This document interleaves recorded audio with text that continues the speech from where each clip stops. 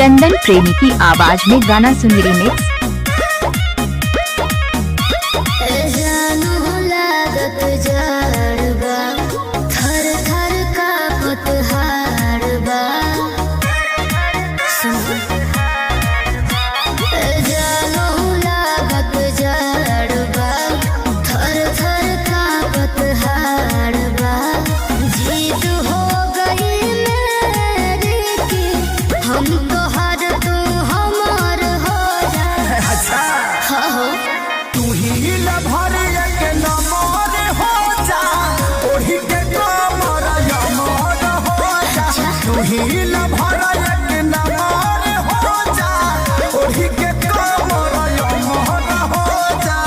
इलाका किसी का हो, धमाका डीजे चंदन का होगा।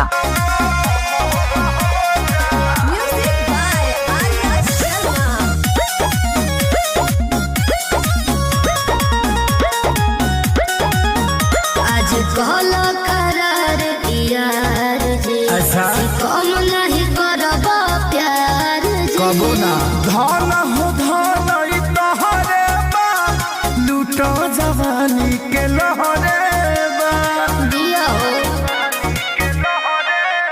आज कहलो करार यार जी, कि कम नहीं करबो प्यार जी।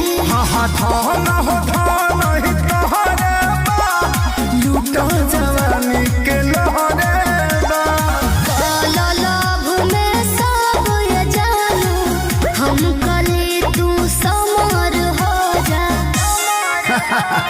तू ही लभर एक नमर हो जा, ओढ़ी के कोमर यमर हो जा। तू ही लभर एक नमर हो जा, ओढ़ी के कोमर यमर हो जा। इलाका किसी का हो, धमाका डीजे चंदन पुखराम कट्टैया डीजे का होगा।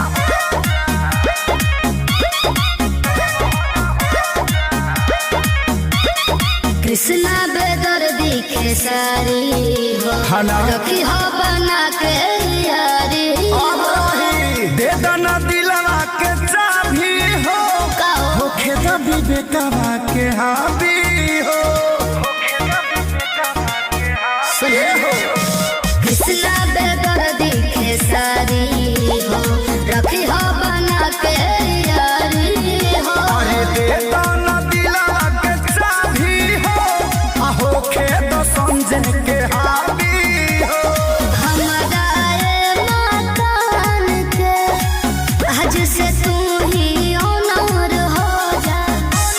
तो सुना ही लभर एक नमर हो जा, ओढ़ी के कोमर यमर हो जा।